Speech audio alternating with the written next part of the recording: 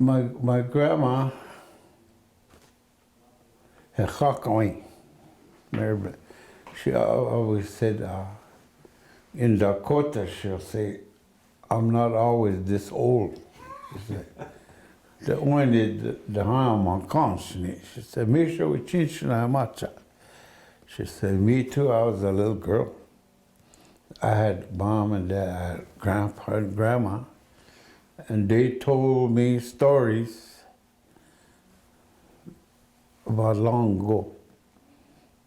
And that's why I'm telling you, for you to tell. And she said, our people, that don't oyate oyankabde, she said. My culture, itoka hechata. Beni shota ape hechata unhipe. And she said, our people here, our nation here, Spirit Lake people, we weren't always here. We came from the east, from a land where the water is smoking, many shota. And that's steam, you know, and they turned it to Minnesota. And that's where our ancestors came from. There was a war. The war broke out.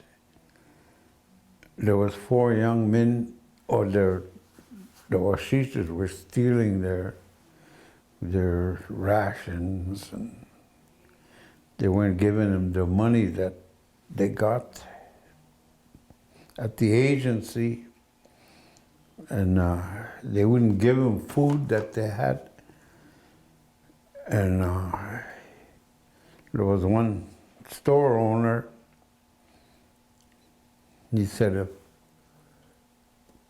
the Indians are so hungry, let them eat grass, he said. So anyway, these 4 young guys, they went to a farm, and they asked for some food, and that farmer, he took his gun and he chased them away. So as they're leaving, they came to a chicken coop, and the one guy went in there and took a bunch of eggs. And he came out, he gave them all the eggs. They're throwing eggs at that farmhouse, busting eggs. And that farmer came back out, started shooting at them. So they had guns too, and they killed him and his whole family.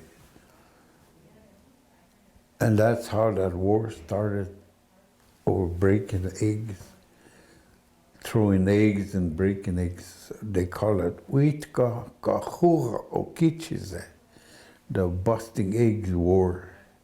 That's what the Dakotas call it. So that's when that war started, that Itanshan, that governor of Minnesota, he was giving white people $200 to bring in a dead adult Dakota and $50 for kids. So they were going around shooting Indian people, throwing them in a wagon and go get their $200. So everybody left. And our people ended up here. There was another battle at Fort Abercrombie, Whitestone Hill. There's another one by Tappan, North Dakota, by Steele. There's another battle there. And then another one up where Mary College is.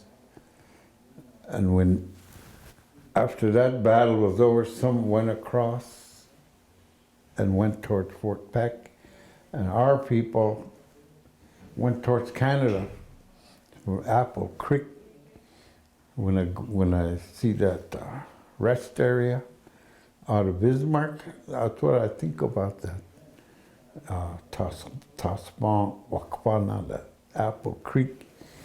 That's when they followed, they went north. And there's a lake east of Rugby called Pleasant Lake. and they call it Huichibideza Bedena. That's how far our people got that far. And the soldiers here, they had Dakota Scouts. They found them at Pleasant Lake, and they asked them to come to Fort Totten. They said, you could live around Fort Totten in peace. We won't hurt you. So they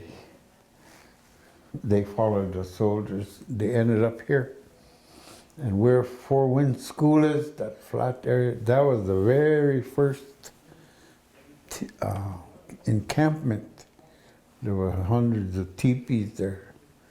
And that was the first campground of our people before they started getting allotments around here. And that's where they lived, in that big, very big camp. So that's how my grandma said our people ended up here.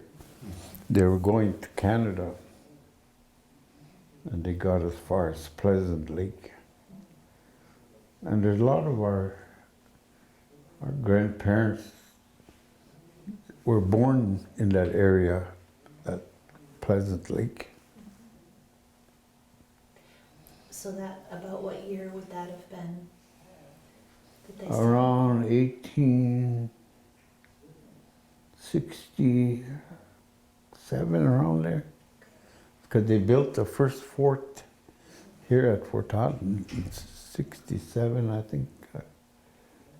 It was made of logs.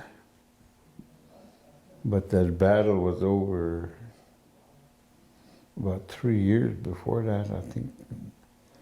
And that's what my grandma said, they roamed all over here. Tohan Chimcha Kaetipi, she said that. Whenever they want, they set up camp wherever there's a lake close by.